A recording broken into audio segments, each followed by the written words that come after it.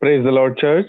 I thank God for this one more opportunity to stand for God's word. Before we hear God's voice, let us commit God's word in a word of prayer. God, we thank you for your grace.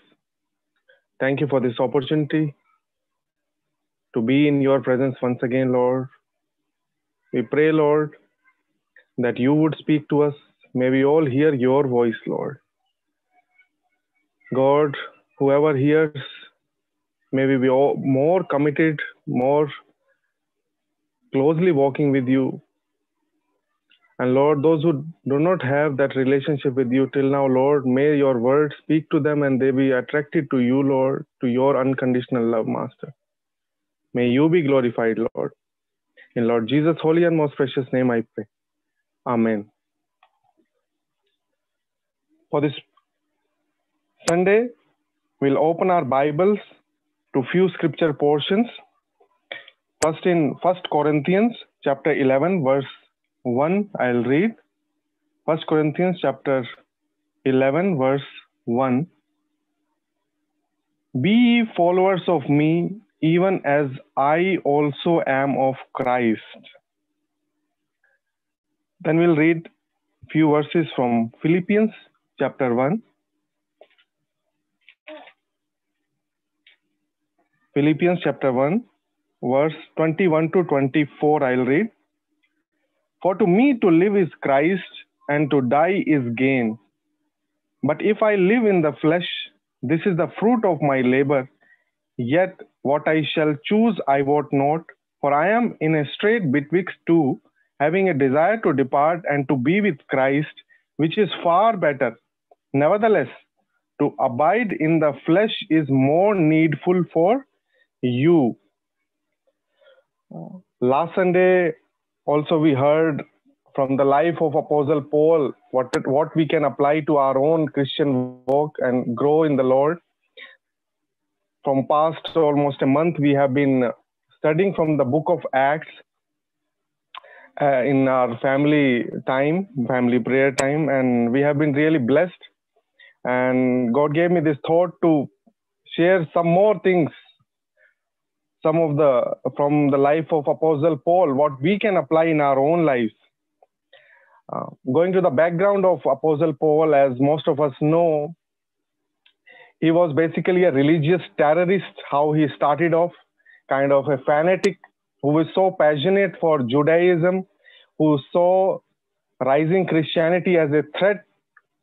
And that's how he was so passionate to find out Christians, kill them, put them into prison, allow those who are being stoned or killed.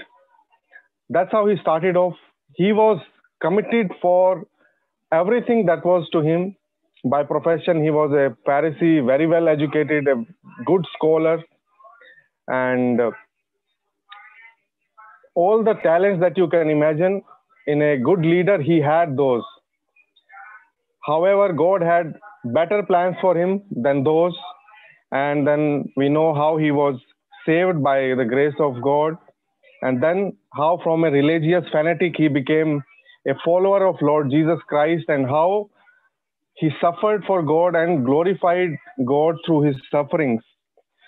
So I have titled for today's message again, this as Lessons from the Life of Apostle Paul. Some of them we will study. I have noted 5 things that I will be sharing in this message.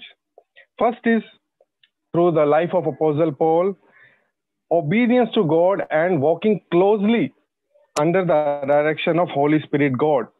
Obedience to God and walking closely under the direction of Holy Spirit God. There are so many things in life of Apostle Paul that we can meditate and see his committedness to God in terms of obedience, how he obeyed God, whatever might be the consequence. So just to have the kind of commitment he had, we'll just see few incidences from his life. First is in Acts chapter 18,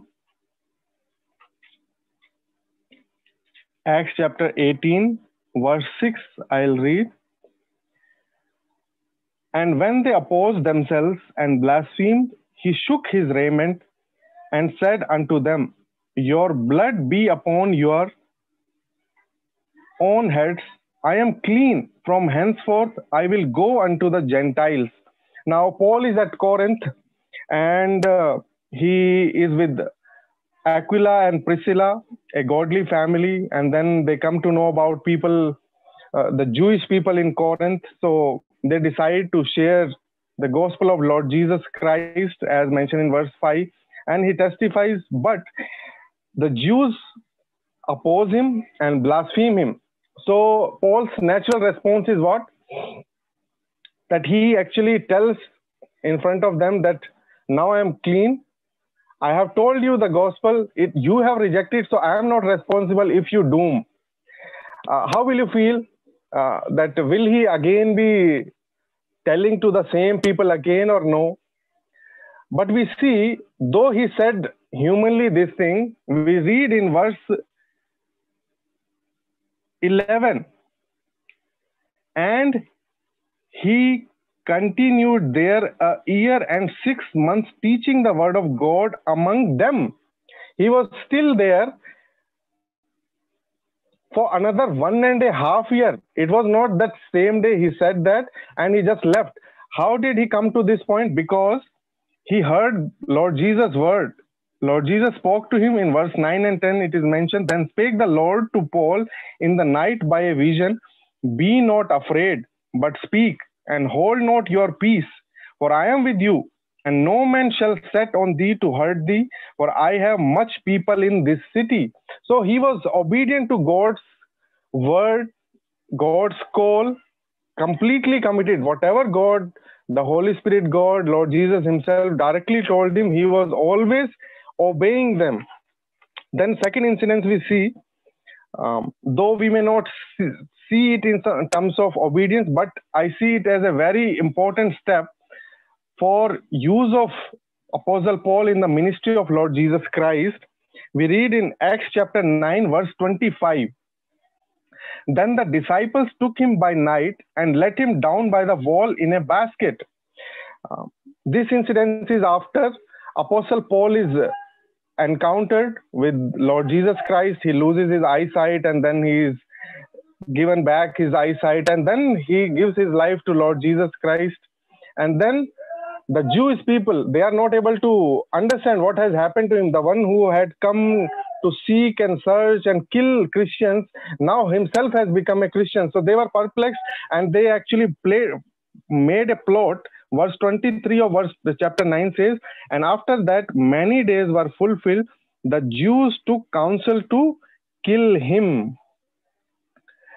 And because they took that counsel to kill him, that's how the disciples in Damascus, they planned that, Paul, you leave the city. So by the night, in a basket, he is sent out through the town wall, and he was saved. In this also I see that how he obeyed God. And many of the incidences that we see in Apostle Paul, the apostle who said, you are to imitate me just as I imitate Christ. Nobody else you see in the Bible, any person telling this thing. Probably Apostle Paul is the second most important person used by God for the extension of his kingdom after Lord Jesus Christ. And this man, as Lord Jesus Christ, many times he used to be the Pharisee and the people of the land in Israel, they used to plot to kill Lord Jesus. But Lord Jesus, because his time had not come, he used to escape. And so we see in the life of Apostle Paul that how he was so attentive to God's voice and he escaped this thing. Then third incident we see there, this is contrasting. This time he is in the second that thing we saw in that Apostle Paul is trying to escape death, but this time he is actually going that whatever may be the consequences, may I be killed or whatever, but I am to go. We see it in Acts chapter 21, verse 12 to 13. Acts chapter 21, verse 12 to 13. And when we heard these things, both we and they of that place besought him not to go up to Jerusalem. Then Paul answered, What mean ye, to weep and to break mine heart? For I am ready not to be bound only, but also to die at Jerusalem for the name of the Lord Jesus. You see his commitment, how much he was obedient to God, whatever might be the consequence, he was ready to even die. That was the level of his obedience. Apostle Paul, whatever talents he had, he used them all for God, be it preaching, praying, and all the way he could counsel and encourage people. He used every single talent that God had given him, he used for God's glory, and he was ready to die even for Lord Jesus. So he was so closely. My point through these incidents is that he was so mindful of God's voice that whatever might be God's call, he was ready to obey despite of the consequences. So are we. So are we to live such committed, obedient lives to God that whatever might be the consequence, if God has called me to do, I must discern his voice and obey him and leave rest to him. Second thing that we can learn from the life of Apostle Paul is that he was a man of prayer. Just like Lord Jesus Christ, who made sure that he did not lose connection with his heavenly Father. We see in the life of Apostle Paul that he was a man of prayer. And you see numerous instances in the book of Acts, him kneeling down and praying and telling and retelling this aspect. We read in Acts chapter 20, verse 36 and 37. And when he had thus spoken, he kneeled down and prayed with them all.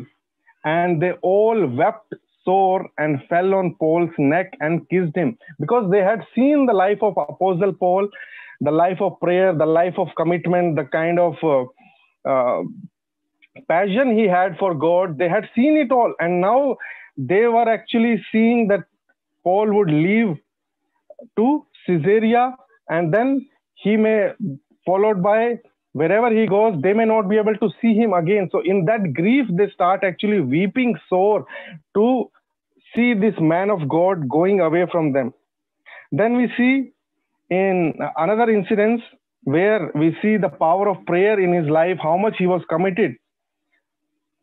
For us, it may look an odd time, but for him, it was an important time, and a time where God was so glorified that souls were saved.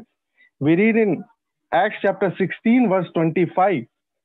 And at midnight, Paul and Silas prayed and sang praises unto God, and the prisoners heard them. Now, this is the time when Paul and Silas, because they were preaching the gospel, they were put into the prison, and then they are chained. But during the midnight, they sing songs and they are praying. And a miracle happens, that an earthquake is there, and then you see that the chains of Paul and Silas are opened. The consequence that happens is that the jailer, he becomes afraid that because the prisoners might have left, because there was no more light, and he takes out his sword and then he tries to kill himself. But Paul shouts loudly. We read in verse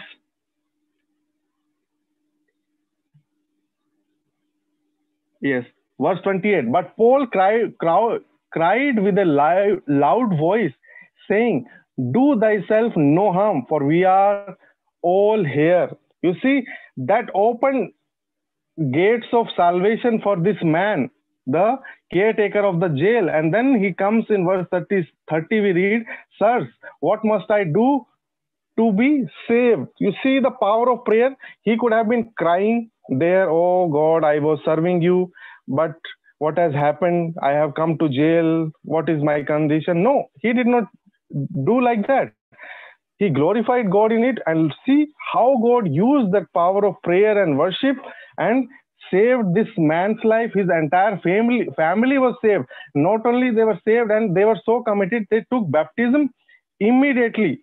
That's how we see the pattern of salvation, how the Holy Spirit God used to work if a man is committed.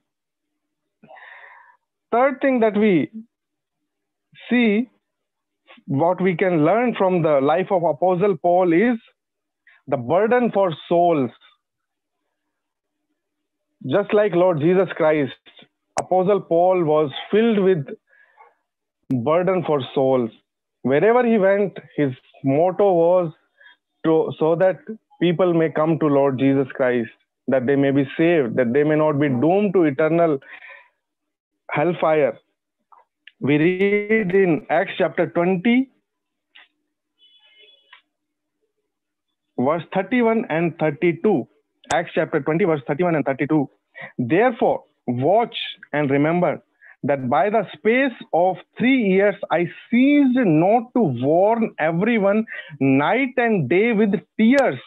And now, brethren, I commend you to God and to the word of his grace, which is able to build you up and to give you an inheritance among all them which are sanctified. You see, such a great testimony.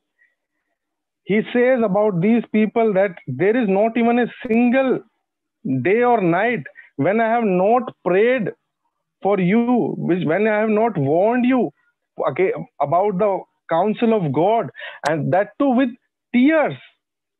3 years continually. You see, have we such burden? 3 years for the same people, every day, every night, crying and shedding tears, speaking to them. Such commitment Apostle Paul had. So are we to have such commitments when it comes to the burden for souls, because the time that God has given on this earth till we meet him, either after our death or when Lord Jesus comes, the time that God has given us that we may be doing God's work, whatever God has planned in our lives. And the most important work that God has given us is that we may be committed for the people in our circle, that we may be praying for them, that we may share gospel with them, that we may be burdened for them, that how my family, my friends, my close people, my people of influence, how can I be a witness to them, that they may see the unconditional love, that they may come to know about the good news of the Lord Jesus Christ. Second incident about that Apostle Paul had the burden for souls is seen in chapter 17 of Acts. This is when Apostle Paul is in Athens. We'll read verse 16 and 23 of Acts chapter 17. And now, while Paul waited for them at Athens, his spirit was stirred in him when he saw the city wholly given to idolatry. Then, verse 23, for as I passed by and beheld your devotions, I found an altar with this inscription, to the unknown God, whom therefore ye ignorantly worship, him declare I unto you. He was so closely walking with God that he used to see the condition of people, that in how much darkness they were living. He was not critical of people, but he was burdened for the darkness people were living in. And that's how we read in verse 16 that he was actually burdened. His spirit was inside him, stirred him up and telling, oh my God, people are living in such idolatry. Wherever I turn my head, I see idol, this God, that God, and ultimately one more God, where they have written that to the unknown God, that they are so much afraid of heavenly beings that they have kept a idol for an unknown God as well. And he takes this opportunity to explain about this unknown God whom they were actually worshipping as an idol. But Apostle Paul tells them that this God is not the God who lives in temples or is found in idols, but he is the God who has come to give you salvation through the blood of Lord Jesus Christ. That was the level of his commitment, that he used to see the spiritual needs of people, those who are living in darkness. So are we to imitate him in this area of our lives as believers. Then, fourth and very important aspect that we learn from the life of Apostle Paul in terms of our work and handling God's work in our lives, what God assigns in our life to do, how we have to handle it. So, very, very important areas that we can learn, that is found in Acts chapter 20, verse 33 to 35. Acts chapter 20, verse 33 to 35. I have coveted no man's silver or gold or apparel. Yea, ye yourself know that these hands have ministered unto my necessities and to them that were with me. I have shewed you all things, how that so laboring you ought to support the weak and to remember the words of the Lord Jesus, how he said, it is more blessed to give than to receive. That was the principle Apostle Paul was following. Even in this area, we see he is actually imitating Lord Jesus Christ. We do not see Lord Jesus Christ asking money from anybody throughout the ministry that he had of 3.5 years. And we do not see Apostle Paul even asking money from anybody, that you give me money so that my needs may be met. No, his only resource was God in prayer, and God was always sufficient to supply all his needs. That's how he lived. He tells that I am not coveted. That's the kind of blameless life he lived. So fourth thing that we learn is that he lived a blameless life without any love for money. He was not seeking after properties. He was not seeking after money or making his own household. No, his only motive was that God be glorified through everything that he does. Even in his work, you see, he was a tent maker, and he must be making some money so that he was able to make for himself. But he was so giving that even in that work, working as a minister, not only taking care of his needs, but we read in verse 34, and to them that were with me, whoever were with him, he was supporting them even. And that's how he exhorts the people in the people of this church, telling them that it is more blessed to give than to receive. These words of the Lord Jesus Christ. So this is such an important area where we see today how Christianity has failed. We see so many pastors asking for money on TVs, on radios, and in different other ways they would be asking. But I trust and believe that if it is God's work, God himself would provide. He would take care of all the needs. We need not ask any person. We have to just tell our needs to God and he would provide. And we must be not lazy. Whatever strength God has given, whatever talents God has given, we must use them to the best. How can we be self-dependent? Not dependent on anybody, but always dependent on God for all our supplies. And then whatever talents God has given, they are not to waste, but to use for his glory.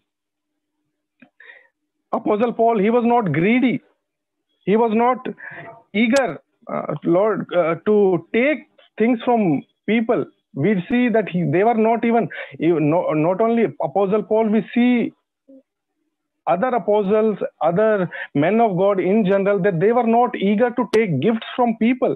They did not have that a heart of greed or a heart of covetousness that, oh, such a beautiful thing is there, I want to have it. No, they had hearts of giving rather than taking. That's the kind of sacrificial lives they lived. So are we to imitate Apostle Paul and our Lord Jesus Christ in this area, that we must not be lovers of money, but givers. Fifth and last, I would like to exhort all of us is, which we can learn from the life of Apostle Paul, is that Apostle Paul had a life of content and a life of joy. We'll read in 1 Timothy chapter 6.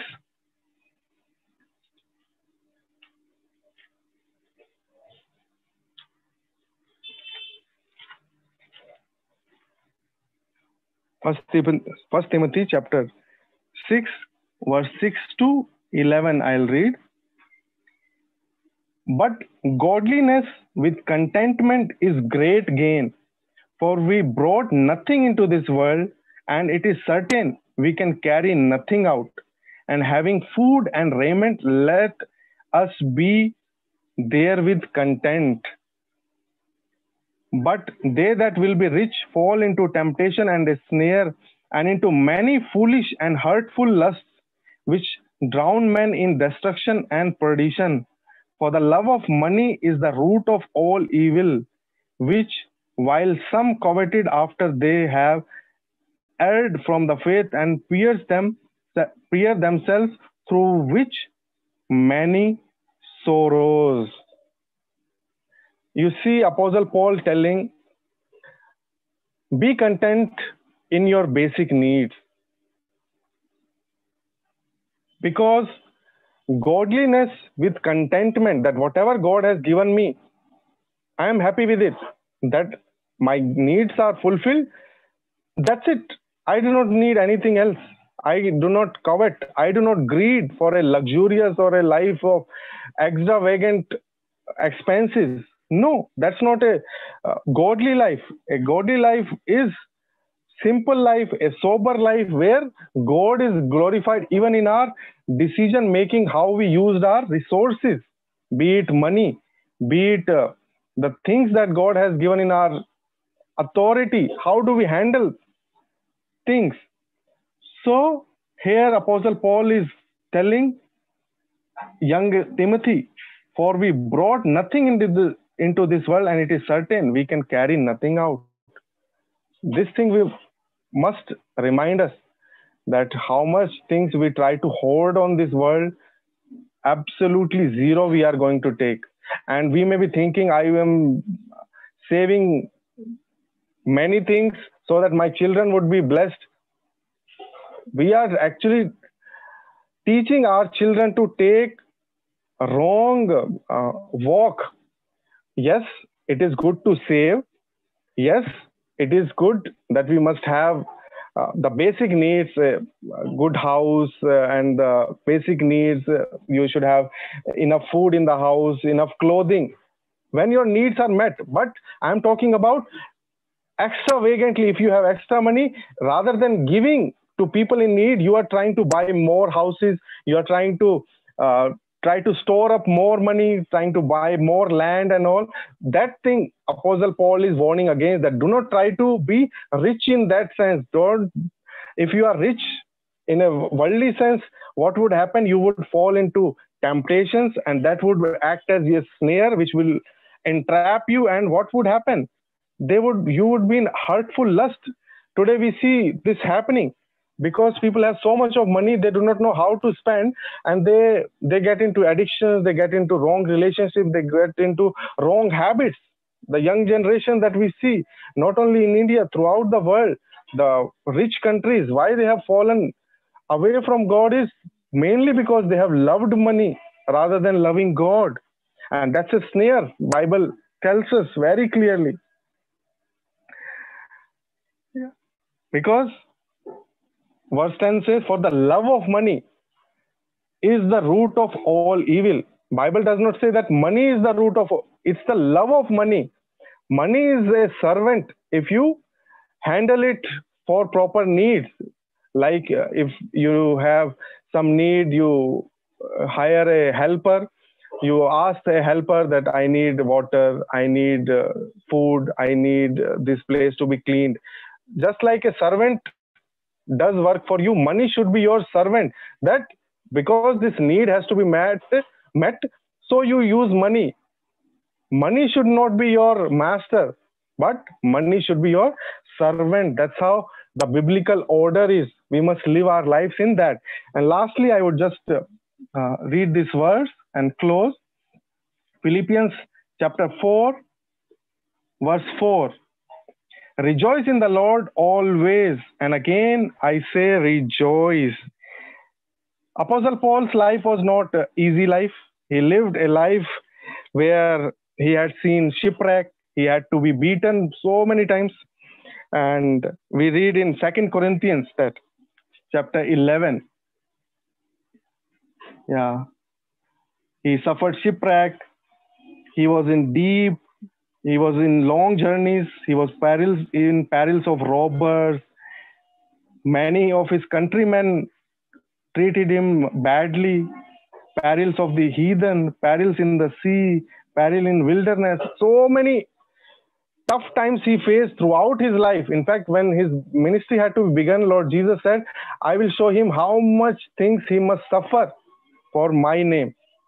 And we see throughout. Yet this man, towards the end of his life, in Philippians, he says, rejoice in the Lord always. Rejoice in the Lord always. For these are the marks of a godly life. When we see Apostle Paul's life, we see so much of similarity in walking with our Lord Jesus Christ. That's how this man could say, imitate me as I imitate Lord Jesus Christ. So we saw 5 things from the life of Apostle Paul, which we can try to apply in this new year. Obedience to God and walking closely under the guidance of Holy Spirit God. Secondly, we saw that he was a man of prayer. Thirdly, we saw that Apostle Paul was a man with burden for souls. And fourthly, he lived a blameless life without love of money. Fifthly, that he had a life of content and joy by walking closely with God. Let us pray.